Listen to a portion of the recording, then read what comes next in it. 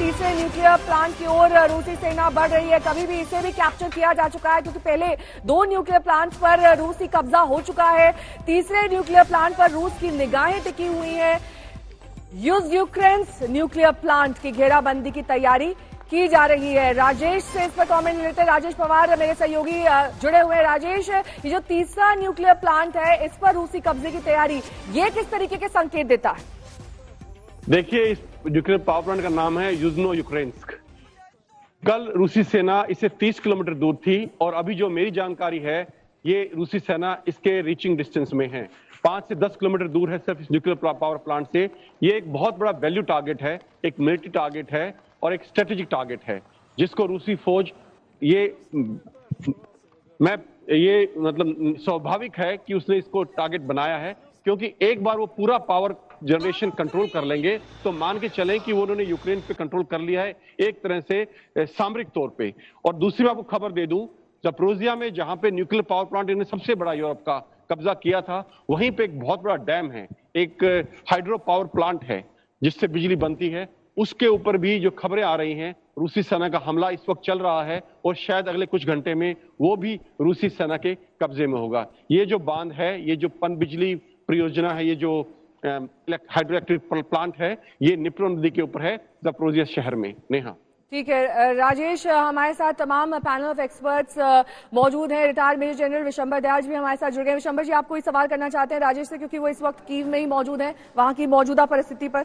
राजेश, एक सवाल मैं कई दिन से पूछ रहा हूं कि क्या ये जो फॉर्मेशन साउथ से आ रही हैं, इनका किसी का यूक्रेनियंस को अंदेशा है? कौन सी फॉर्मेशंस हैं, कौन सी आर्मी है या कौन सी कुछ ऐसा? क्योंकि थोड़ा बहुत अगर हम आगे बढ़ाएं इसको, बात को कुछ एनालाइज करें तो, क्योंकि 10-11 दिन हो गए हैं, हमें थोड़ा सा क्लैरिटी कहीं से मिलनी चाहिए, कहीं से इनपुट लेने की कोशिश कीजिए कि नॉर्थ से कौन सी आर्मी आई है, ईस्ट से डोनेट्स और इधर से जो बढ़ रहे हैं वो कितना बढ़ चुके हैं और कौन सी आर्मीज हैं, और साउथ से क्या सिर्फ ब्लैक सी जो फ्लीट है उसके जो ग्राउंड फोर्सेज हैं उसके पास ट्रूप्स हैं वो, या साउथ से सदर्न डिस्ट्रिक्ट रस्तोव ने दोनों जो इनका हेडक्वार्टर वहां से सदर्न डिस्ट्रिक्ट मिलिट्री डिस्ट्रिक्ट की फोर्सेज हैं। इस तरह कुछ थोड़ा सा इनपुट आप लेने की कोशिश करेंगे तो आपका भी और हमारा भी सबको काफी इस पे मैं समझता हूं क्लैरिटी मिल जाएगी फिर।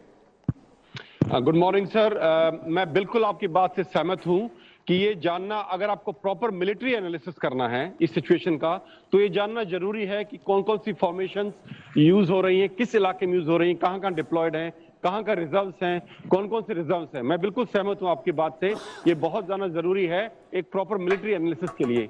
लेकिन मैं बताऊं, ये जो जंग चल रही है थोड़ी सी फर्क है इसमें। वो कन्वेंशनल वॉर नहीं है, ये उन्होंने बहुत ही out of the box planning की है एंड इट इज बहुत फर्क है ये जिस तरह से हमारी हिंदुस्तान पाकिस्तान की या हिंदुस्तान चाइना की लड़ाई में हम प्लानिंग करते हैं, इससे काफी अलग प्लानिंग हुई है।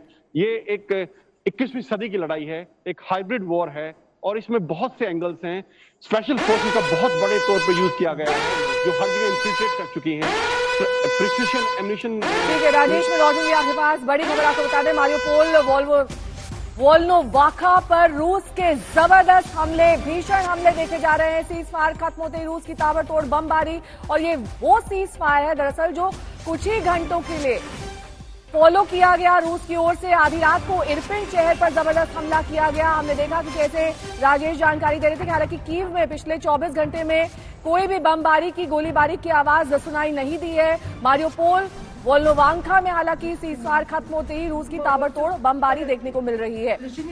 ये वो शहर, वो इलाके जिसमें आधी रात को इरपिन शहर में बताया जा रहा है कि जबरदस्त हमला है। राजेश, इस बारे में क्या इनपुट्स मिल रहे हैं आपको, ये जो बड़ी खबर इरपिन शहर को लेकर और वोल्नोवाखा को लेकर मिल रही है?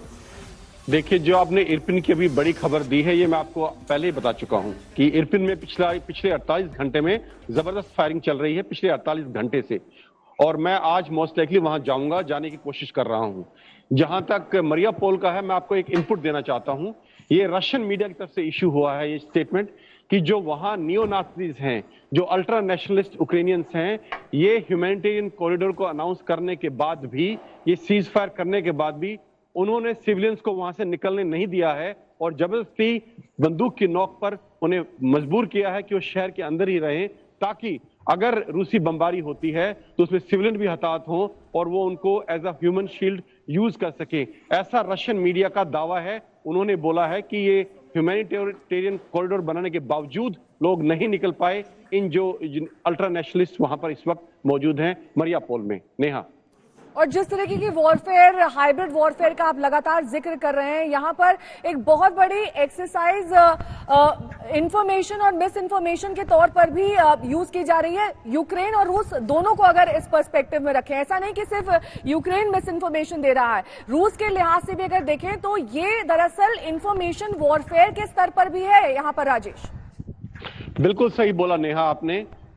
ये दोनों तरफ से हो रहा है। देखिए, ये 21वीं सदी की लड़ाई है और हम द्वितीय विश्व युद्ध के बाद पहली बार इतने बड़े स्तर पर इंफॉर्मेशन वॉरफेयर देख रहे हैं। लेकिन देखिए, इस वॉरफेयर में रूस लगभग पूरी तरह से हार चुका है, क्योंकि पूरा मीडिया, चाहे वो Facebook, Instagram, Telegram, YouTube, Apple, anything name it, US controls that. America उसको पूरी तरह से कंट्रोल करता है, या पश्चिमी यूरोपीय देश को पूरी तरह से कंट्रोल करते हैं। और इस वक्त अमेरिका के रूस के जितने भी मीडिया चैनल्स हैं, मीडिया आउटलेट्स हैं, सबको बैन कर दिया गया है ऑलमोस्ट 80% दुनिया में। और इन सब प्लेटफॉर्म से उनको बिल्कुल निकाल दिया गया है, बैन कर दिया गया है। इसका अर्थ क्या है?